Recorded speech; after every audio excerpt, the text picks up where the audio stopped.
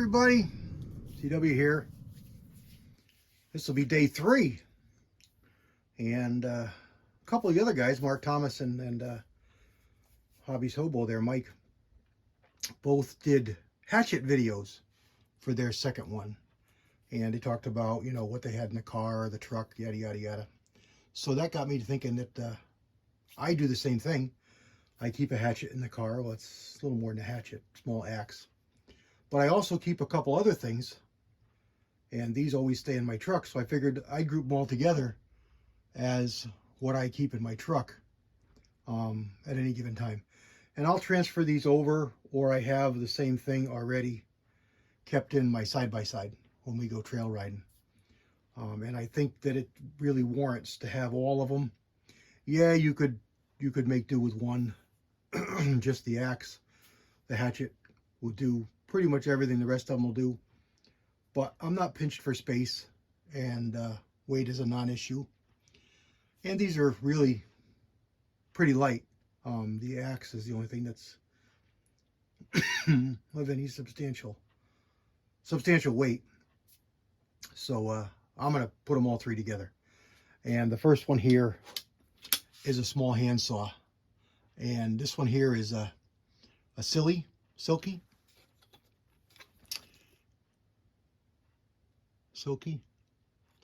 and they come in this nice sheath. They come in this great handle. They come just like this. They're a little expensive, but they are top shelf for brush cutting saw. They're similar to what you may have seen on a long stick, and this, you know, this is used. These have been used many times. This is a non-replaceable blade model. They do offer some of these that you can change the blades on, so you buy a handle and you get a removable blade. But this one here is all one piece, and these are like lightning going through small limbs. If you're foraging for fire or trimming up logs, these things are awesome. They are so fast. They just burn right through. There's a ton of different models. There's a ton of different manufacturers. This is the one I like. This comes from the tree industry, and these are made in Japan. But lots of points to lash them down. You can put them on a pack. The handle actually comes off, so you can lash this down. You know, plenty of lashing points. Belt slide, put it through a belt. They're very, very handy. So that's that one. That's the saw. This one here is another Cold Steel product, and I'm not sure if they still make it, but I'm pretty sure they do. And it's a two-handed, a nice big long handle on it. Two-handed, so you can really get a swing on it. It's not overly thick, and this is very inexpensive too, by the way. This is just a nylon unbreakable material that they come up with. They make bats out of this stuff, and they defy you to break them, and it's really durable stuff. So it's in there with three rivets. It's a good sized piece of steel, and the only thing I changed was it used to be only sharpened to here, so just this whole edge was sharpened, and I wrapped it around and came up. I didn't do the whole thing, so this is not sharp, but I did do just this corner because I found it was really handy to have that sharp.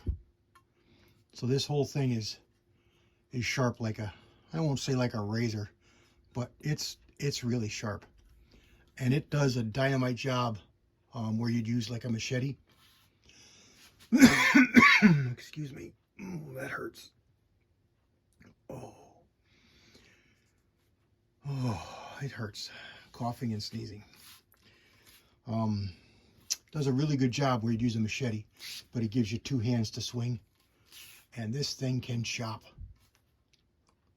So it's really handy to have. It doesn't come with any kind of a cover. So a really nice, like a canvas would be really nice, like you see on machetes, but I never did anything. I probably should make up something, but I stuff it in, I wrap it, and I stuff it in, and it's okay.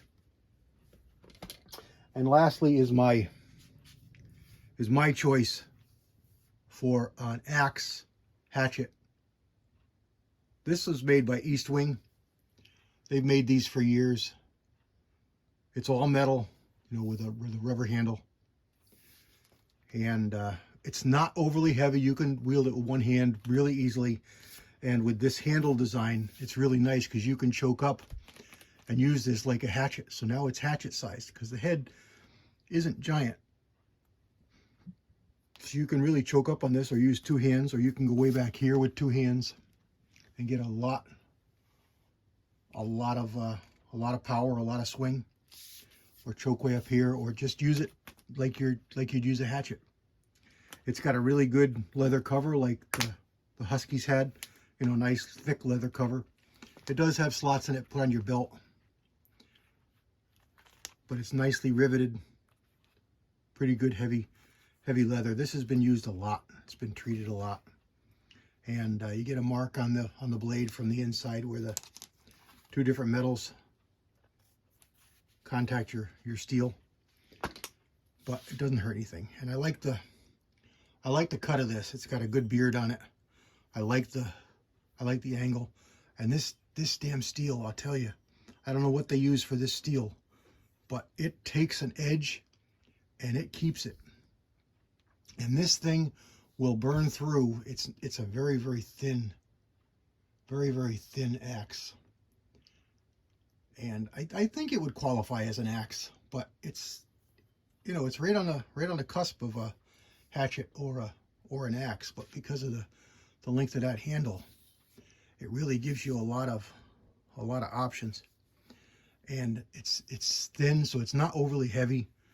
You know, it's got a head here you could do a little driving with if you had to for camping, tent stakes and stuff like that. But this head with that beard on it, you'd be shocked how fast you can go through a tree.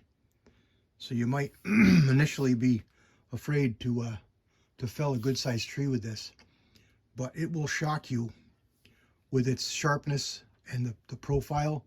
It gets in and it cuts chips out like you just can't imagine. And it's saved the day more than once. Because a chainsaw is a big thing. It's big and bulky. You got to have fuel. You got to have oil. You know, you got to be careful with all these things. But chainsaw sure burns through the wood faster, but it carries a whole lot more. It's heavier. Like I said, the fuel, everything else to carry. This is just a lot easier to handle, and you don't need it that much, and it's just a little bit of exercise. And especially if there's a couple of you, you can get through whatever might be in your way as far as crossing a road with these. And that's what I have in my truck all the time. Rarely use them in the truck. Rarely. I've had to clear a couple times, you know, a tree fell on somebody's car or something, and it was handy to have.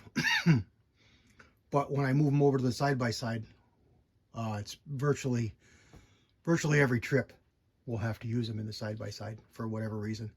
You know, you're watching maps and going on trails, and not everybody uses the trails, and there'll be a tree to cross part of a trail, and you got to clear it out of the way. And they really really come in handy. So there we go. There's my day 3. Sharps. Sorry, no knives, but we got sharps, plenty of sharps there. And that's what I keep with me for travels in the truck or in the side-by-side. God bless everybody.